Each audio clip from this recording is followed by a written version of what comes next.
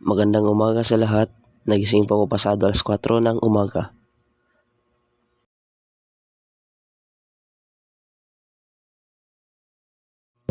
At niligpit ko na rin yung higaan ko.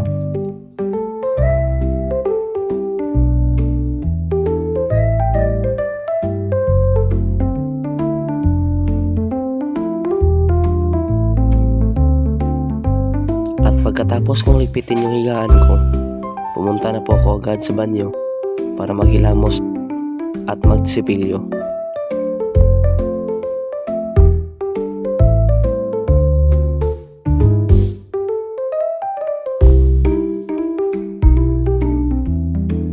At pagkatapos ko pong magsipilyo at hilamos, nagbihis na po ako agad kasi nilamig na ako.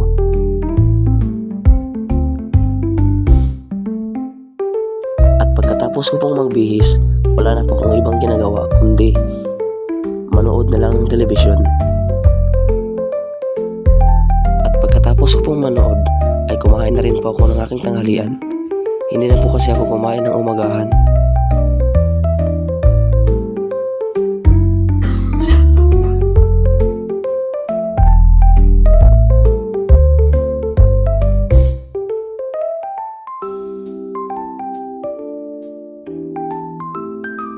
Pagkatapos kong kumain, ay nanood ulit ako ng telebisyon at hindi ko namalayan, alas 3 na pala ng hapon.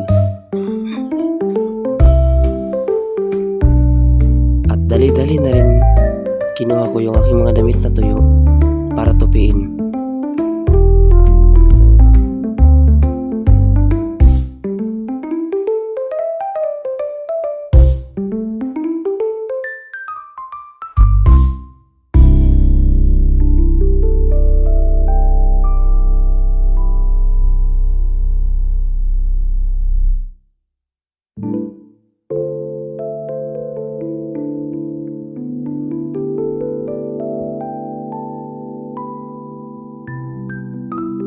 At sa wakas natapos rin yung pagtutupi ko. Ito na po, nailipat ko na po sa aking kabinet.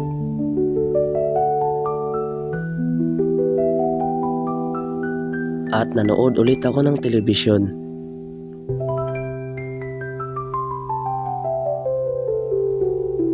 At hindi ko ulit namalayan na alas 7 na pala ng gabi.